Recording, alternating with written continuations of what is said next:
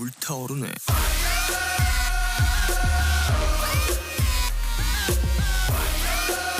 한여름 무더위만큼이나 불타오르고 있습니다. 서울 아파트 시장 얘기입니다. 주간 상승폭을 꾸준히 키워가더니 이번 주에 5년 10개월여 만에 최대치를 기록했습니다. 정부도 오늘 모든 정책을 총동원해 다음 달 공급 대책을 발표하겠다며 진화에 나섰습니다. 혼돈의 부동산 시장 긴급 점검합니다. 김인만 부동산 경제연구소장 나오셨습니다. 네, 소장님 어서 오세요. 안녕하세요. 소장님 연구보다 상담 더 많이 하지 않으세요? 네, 요즘 상담 많이 하고 있고요. 문의도 많이 들어오는데 네. 공통점이 있습니다. 한결같이 불안하다, 불안감을 호소하고 있습니다. 서울 아파트 값이 지금 전 고점을 막 향해서 달려가고 있어서요. 네네. 일단 현상을 좀 짚어봐야 될 것 같아요. 네, 아파트 상승 속도가 굉장히 빠른데요. 일단 한국 부동산원 주간 변동 통계를 한번 보도록 하겠습니다. 네. 0.3%인데요. 0.3%가 5년 10개월 만에 최대 상승폭을 기록하고 있습니다. 0.3%가 최대 상승폭? 네. 3%도 아닌데. 0.3%가 이게 주간 변동률이거든요. 예. 그러면 1년 52주죠. 52주로 계산하게 되면 15.6%. 네. 그러니까 10억 원 아파트가 1억 5,600만 원 올라가는 속도로 지금 올라가고 있습니다. 근데 보통 가격 오름세만 보면 하수라면서요. 진짜 고수는 이 거래량을 본다면서요. 진짜 네네. 거래가 붙고 있어요, 지금? 네, 거래가 동반되는 거래가 진짜 거래인데요. 한번 보시죠. 진짜 서울 아파트 거래량도 폭발을 하고 있습니다. 6월 서울 아파트 거래량이 오늘 기준으로요. 7,209건입니다. 이건 실거래 신고가 30일이기 때문에 네. 이달 말까지 더 거래량이 늘어날 가능성이 높은데요.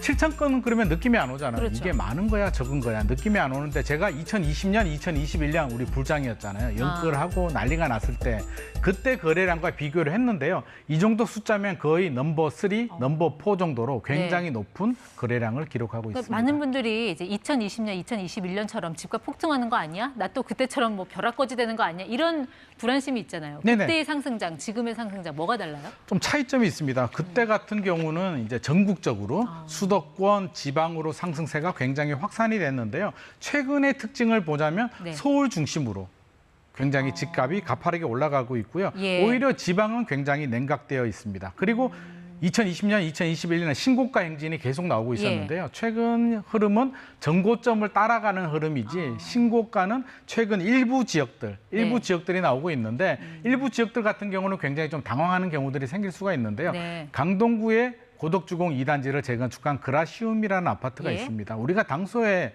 강동구는 올림픽파크 포레온 12,000세대 물량이 나오기 때문에 네. 집값이 많이 오르지 않을 거야라고 생각했는데요. 최근에 굉장히 가파릅니다. 신고가가 나왔는데요. 전용 84가 20억 1천만 원이 거래가 됐습니다.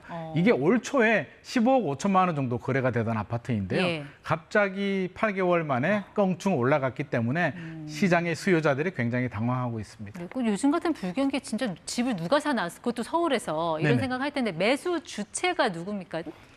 요즘 얼죽신이라고 들어보셨나요? 얼죽 아는데 얼죽씨는 모르겠어요. 얼죽신, 얼어 죽어도 신축 아파트입니다. 이 신축 아파트를 누가 네. 사느냐? MZ세대들입니다. 2030들이 신축 아파트를 많이 구입을 하고 있는데요. 통상적으로 주택 구입은 40대가 많이 그렇죠. 구입을 하고 있는데 네. 2030이 40대 비중을 껑충 뛰어 올라가고 있고요. 그러면 어느 아파트를 구입을 하느냐? 몇 년 전만 하더라도 재건축을 기대하고 오래된 아파트를 많이 구입을 했는데요. 네. 최근은 5년 미만 또는 5년에서 10년 준신축 아파트를 예. 집중적으로 매입하고 있습니다. 그 신축 아파트를 구입한다는 게 그 공사비 요즘 많이 올라서 구축 아파트 뭐 재정비해봤자 어차피 또 공사비 올라갈 거라 더 비싸질 것 같으니까 그래서 옮겨가는 거예요? 맞습니다. 건축비가 많이 올라가고 있기 때문에 분양가도 껑충 올라가게 되죠. 분양가 올라간 분양가를 따라가느니 기존 신축 아파트를 사자라는 심리가 확산되고 있고요. 네. 공사비가 올라가니까 재건축, 오래된 아파트를 사도 재건축이 쉽지 않겠다라는 생각을 하고 있기 때문에 차라리 인테리어 비용도 좀 많이 들어가니까 네. 차라리 그냥 신축 아파트 사자로 돌아서고 있습니다. 그 3년 전 집값 폭등 시기에 나왔던 그럼 2030 영끌이 다시 시작이 되는 건지. 근데 어떻게 2030 세대가 신축 아파트를 구매할 수 있을까? 뭔가 좀 어떤 정책적인 효과가 작용을 했다고 봐야 되나요? 우리가 단순히 생각하게 되면 2030이 무슨 돈이 있어서 이렇게 아파트를 많이 살까라고 예. 생각을 하는데요. 물론 부모님 도움을 받는 분들도 계시겠지만 신생아 특례 대출이 올 1월에 시행이 되었습니다. 네. 2년 내 결혼하고 2년 내에 이제 출산하시는 가정에 대해서는 9억 이하 아파트를 사게 되면 네. 저리 대출을 해주게 되는데요. 이 신생아 특례 대출 한도가 30조 원이 넘고요. 예. 지금 1월부터 5월까지 한 6억 원 정도 신성한 특례 대출을 받았고 네. 담보대출 일반 은행의 시중 담보대출의 한 78% 정도가 정부가 지원해주는 예. 기금 대출입니다. 그러니까 한 30조 원 정도 풀린 그 유동성 공급의 효과다. 어떻게 보면은 정책이 만든 반등장이다라는 설명인데 사실 지난해에도 왜 특례 보금자리론이 있었잖아요. 네네. 그때도 그 돈 한 40조 풀렸을 때 그거 다 맞습니다. 소진되니까 아파트 가격이 올랐다가 정점 찍고 다시 하락했잖아요. 이번에도 그 정책 효과 떨어지면 다시 이 매수 심리는 꺾이지 않을까요?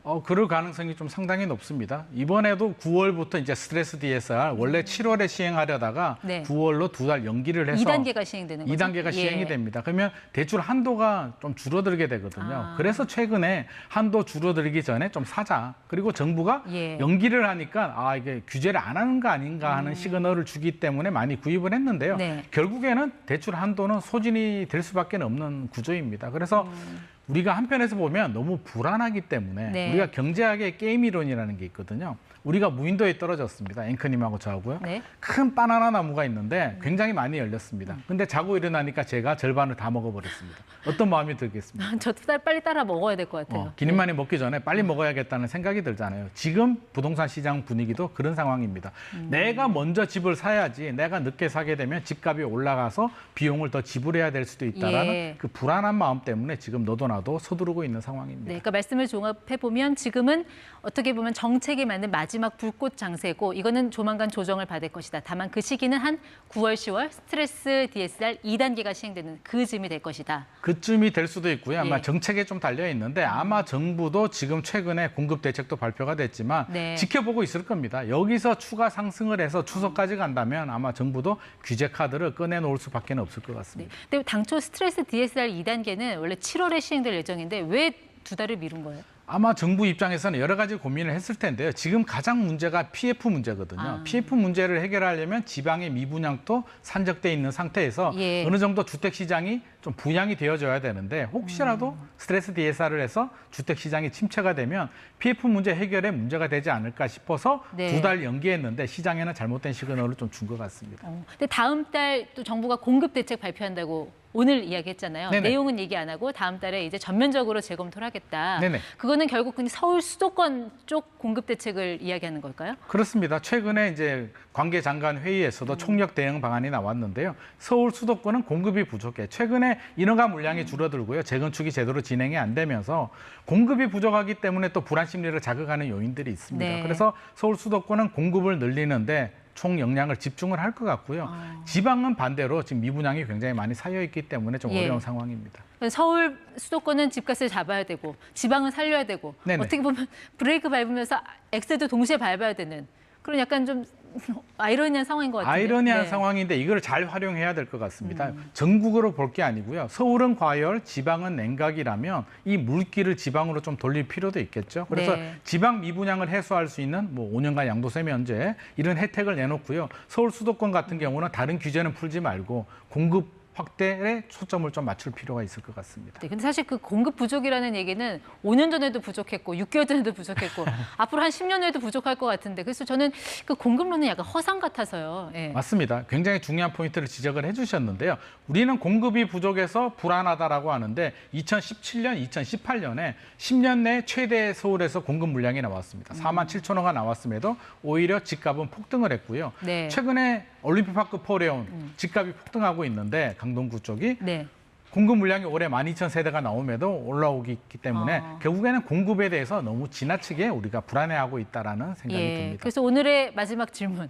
지금 정말 실수요자들, 네네. 투기자들 말고요. 실수요자들 같은 경우에는 지금 그래서 집을 사는 게 맞습니까? 아니면 좀 기다리는 게 맞습니까? 저는 실수요자들이야 자금이 되고 필요한 실수요자들은 내 집 마련을 해도 좋은데요. 주의해야 될 점은 지금 안 사면 집값이 더 올라갈 것 같은 그 불안한 마음에 뒤따라가는 추격 매수는 저는 좀 바람직하지 않다라고 봅니다. 네. 여전히 그 충분한 조정을 지나지 않고 소득이 올라가고 있지 않기 때문에 이런 추세 상승이 5년 이상 올라가는 추세 상승은 현실적으로 좀 어려울 것 같습니다. 네, 알겠습니다. 기다리면 기회가 온다. 너무 조급할 필요는 없다. 맞습니다. 네, 김민만 소장 함께했습니다.